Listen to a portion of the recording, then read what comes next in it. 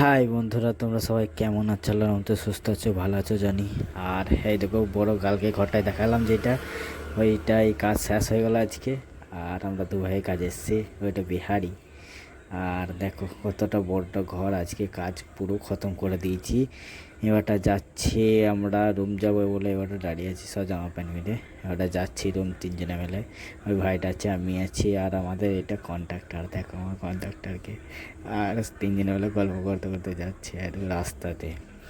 এবার রাস্তাতে গল্প করতে করতে এবারে যেতে যেতে একটা সাইডে চলে এলাম। আর এই সাইডটা কতটা বড়টা দেখো, দোতলা সাইড, এখনও ওপরে প্লাস্টার হয় নাই, প্লাস্টার হবে। আর মিস্ত্রি বলছে যে এক সপ্তাহের মধ্যে যদি শেষ হয়ে যেত ভালো হবে, কিন্তু আমি বলছি রোজা আছে, কী করে শেষ হবে? যে রোজার আগে শেষ করে দেবো না। তারপরে দেবো টাইলগুলো, দেবো সাদা সাদা টাইল, সাদা আইভরি কালার, সব রকমের কালারের টাইল আছে এখানে। বাথরুমের আছে, এটা আইভরি কালার টাইল, আর সাদাও আছে। তারপরে রুমটা ভেতরগুলো দেখাচ্ছি তারাও, আর এগুলো টাইল।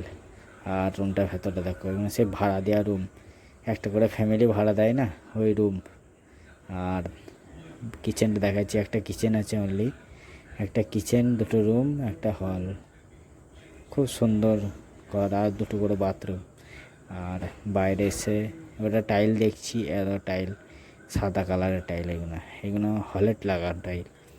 আর খুলে দেখছে আমার মিস্ত্রি যে টাইলগুলো ঠিক আছে, লেকিন দেখতে তো হবেই। ধরো টাইলগুলো না দেখলে তখন বলবে টাইল ভালো দেখো নাই তোমরা।